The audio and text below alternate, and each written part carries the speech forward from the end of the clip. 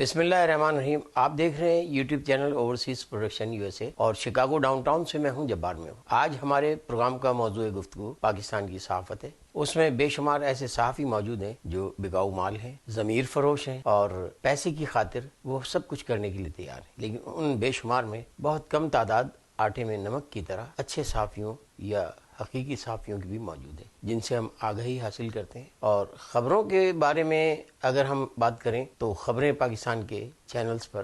آپ کو نہیں مل سکتی چونکہ سینسر ہے. آئیے چلتے ہیں پروگرام کے اگلے حصے پر جہاں ایک ایسی سپر پاور کی انٹرونشن ہے صحافت پر یا بلکہ پورے نظام پر کہ جو ایک عام آدمی کو نظر نہیں آتی. پاکستان کے صحافی جو کچھ جانتے اور عوام کو گلا پھاڑ پھاڑ کر بتاتے ہیں، یہ عمل اس پیشے کی مجبوری ہے. اس میں عقل اور ذہانت سے زیادہ دخل ان کا اپنے اداروں کے ہاتھوں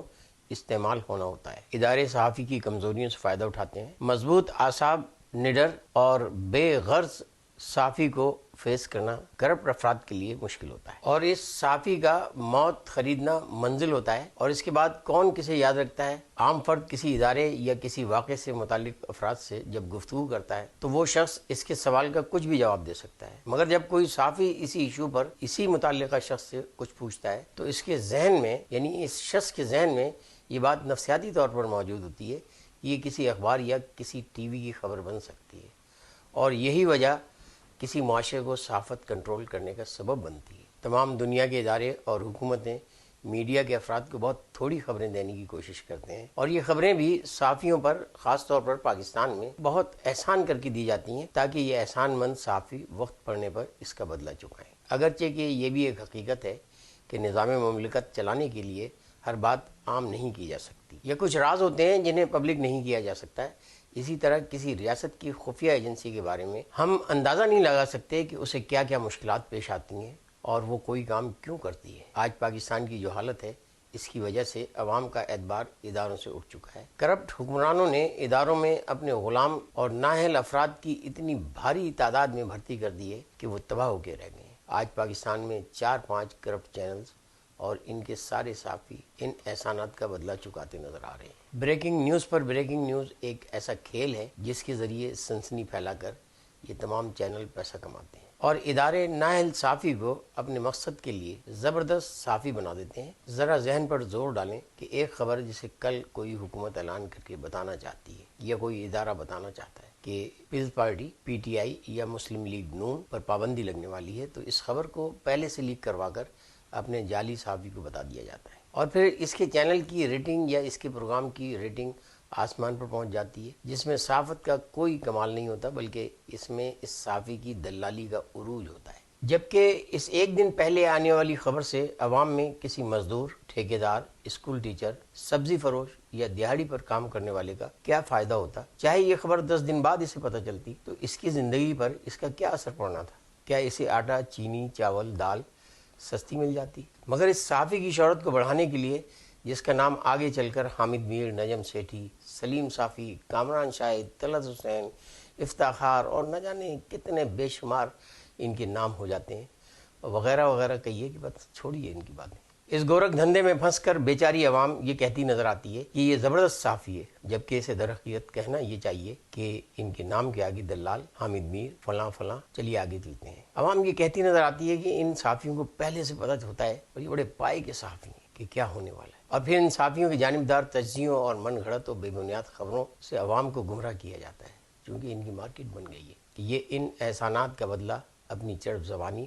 اور لفاظی سے اتار رہے ہوتے ہیں. جیسا کہ آج یہ نام نہاد صحافی عوام میں غیر مقبول جماعتوں یا مردہ گھوڑوں کو کھڑا کرنے کی کوشش کر رہے ہیں. مثلا اپنے پروگراموں میں جیسے ندیم ملک، فیصل وابڈہ، خاقان عباسی یا بقیہ سیاسی بونوں کو لا کر انجام دے رہے ہیں. ندیم ملک بیچارے سما ٹی وی کی ملازمت کرتے ہوئے کیسے مالک کی غلامی نہ کریں؟ یہ بات سمجھنے میں کسی کا PhD ہونا ضروری نہیں ہے. اور ملک صاحب اگر یہ کام نہ کریں اور چینل کی اتنی سی بھی بات نہ مانیں تو اتنی بھاری ان کو تنخواہیں کون دے گا؟ اگرچہ کہ میرے نزدیک ملک صاحب بھی قابل احترام ہیں، بس وہ مجبوری ہے ان کی. یہ بات سمجھنے میں کسی کا PhD ہونا ضروری نہیں ہے. ادھر فیصل وابڈہ اس چڑیا کے بچے کو کراچی میں جانتا کون ہے، مگر کوئی اسے تھوڑی بہت خبریں دے کر مارکیٹ کر رہا ہے اور یہ اسٹیج پر ٹھمکے لگا رہا ہے. حقیقی صحافی جو پیدا ہی صحافت کے لیے ہوا ہے، اسے جب آپ سنتے اور پڑھتے ہیں تو اس کا کالم یا پروگرام سنتے وقت آپ کو یہ محسوس ہوتا ہے کہ یہ کوئی چالاکی نہیں دکھا رہا، بلکہ آپ کو یوں لگتا ہے کہ جو آپ کی آنکھیں دیکھ رہی ہیں یہ اسے ہی بڑے کینوس پر اس کی فلم چلا کر دکھا رہا ہے، جبکہ جعلی صحافی کی تحریر اور تقریر سے ناظرین جان جاتے ہیں کہ یہ ڈھیٹ اور گھٹیا شخص خوشامد کر کے ذلیل ہو رہا ہے، اور یہی ضلالت اس کی محنت ہوتی ہے اور یہی اس کی قابلیت، جس سے اسے دولت اور مراد ملتی ہیں، جن کے بل پر یہ جہاز خریدتا ہے، کروڑوں کی گاڑیوں میں گھومتا ہے، اور اس کے بچے امریکہ اور یورپ میں تعلیم حاصل کرتے ہیں۔ دعا تو ہماری یہ ہے کہ سب کے بچے یورپ اور امریکہ یا جہاں بھی تعلیم حاصل کریں وہ اعلیٰ قسم کی جگہ ہوں، مگر جائز طریقے سے۔ یہ صرف پاکستان میں ہی نہیں ہوتا، بلکہ آج پوری دنیا کا یہی سسٹم بن چکا ہے۔ مثلا امریکہ میں CNN اور فاکس نیوز اپنی اپنی پارٹیوں کو آسمان پر پہنچا رہی ہوتی ہیں، اور ایسے صحافی وہاں بھی پائے جاتے ہیں، مگر یہاں صحافت کی آزادی کی وجہ سے حقیقی صحافی عوام کی توجہ کا مرکز ہوتے ہیں، اور ان کی صحافت انہیں عزت و شہرت کے ساتھ دولت بھی عطا کرتی ہے، اور دولت عوام کی تشجیع و عوام کی پسندیدگی کی وجہ سے انہیں ملتی ہے، جو کہ آپ حضرات کسی غلط جگہ پسند کر اور کسی اور کا ساتھ دیتے ہیں۔ لیکن پاکستان میں تو صحافی اور سیاسی رہنما گند کھانے سے بھی گریز نہیں کرتے۔ آج کل کے حالات میں ایک کراچی کے نہاری ہوٹل کے مالک کی مثال دی جائے، جو غلط ہے یا صحیح ہے وہ تو مجھے نہیں پتا، لیکن مثال یہاں پہ بڑی فٹ آتی ہے۔ تو یہ مثال دینا یہاں غلط نہیں ہوگا کہ ایک وقت کسی گاہک نے اپنی نہاری کی پلیٹ میں چوہا دکھا کر مالک سے شکایت کی، تو مالک نے بزنس بچاتے ہوئے سب کے سامنے وہ چوہا فوراً نگل لیا تاکہ بقیہ گاہکوں کو پتہ نہ چل سکے۔ یہ صحافی اور یہ سیاسی لیڈر بالکل ایسا ہی معاشرے کے ساتھ کر رہے ہیں۔ ہم یہ خبر ماضی میں دیکھ اور سن چکے ہیں کہ جنرل باجوہ نے جب امریکہ پہنچ کر اپنی ملازمت میں توسیع چاہی تو سپر پاور کی ایک میٹنگ میں اسے انکار کر دیا گیا۔ حمید گل مرحوم سمیت بہت سے فوجی یہ بات کہہ چکے ہیں کہ پاکستان کی فوجی قیادت امریکہ کی مرضی سے بنتی ہے، تو اگر یہ بات درست ہے تو پھر عدلیہ اور بقیہ ادارے کس کھیت کی مولی ہیں؟ اور اس پر ہمارے صحافی ناچ ناچ کر کسی بھی ادارے کے فیصلے پر جانبداری کا الزام لگاتے ہیں، تو کیا وہ حقیقت حال سے واقف نہیں ہے، بلکہ یقیناً جانتے ہیں، مگر یہ سب مل کر عوام سے مذاق کرتے اور غریب عوام کا مذاق اڑاتے ہیں۔ جیسا کہ عمر عطا بندیال اپنا تماشا دکھا کر اسٹیج سے رخصت ہو چکے ہیں، اور جو ان کا اصل کام تھا وہ انہوں نے اپنے ٹینیور میں نہیں کیا، اور اب ان کا نام کچھ کے علاوہ باقی بھی بڑے عزت و احترام سے لیں گے کہ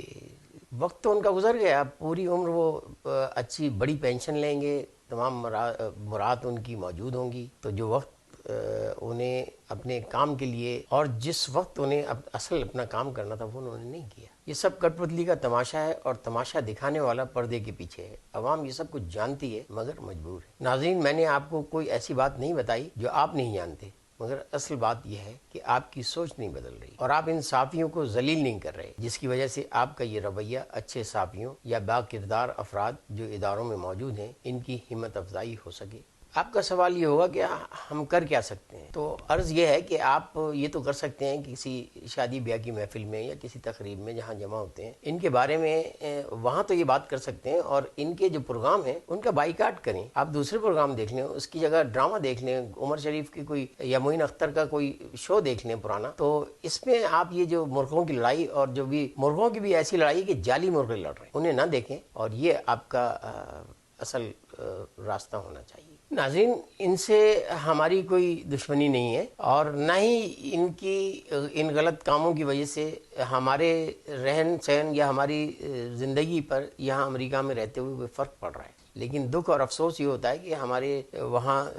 عزیز و اقارب، دوست احباب، ان کے بچے، ان کا مستقبل تمام بھیانک طریقے سے داؤ پہ لگا ہوا ہے، اور ایک عام آدمی سفید پوش وہ مجبور اور پریشان ہے، ورنہ ہماری ان سے کیا دشمنی، مگر یہ ان لٹیروں کا ساتھ دے رہے ہیں۔ اس لیے تمام یہ باتیں آپ کو جاننا اور جو بھی کچھ کر سکتے ہیں، تو میں نے عرض کیا کہ مطلب یہ تو آپ کر ہی سکتے ہیں، ایمان کے کمزور درجے پر کم از کم برائی ہی سمجھیں ان کو۔ اگلے پروگرام تک کے لیے اجازت دیجیے، یار باقی صحبت زندہ، اللہ حافظ، پاکستان و امریکہ زندہ باد۔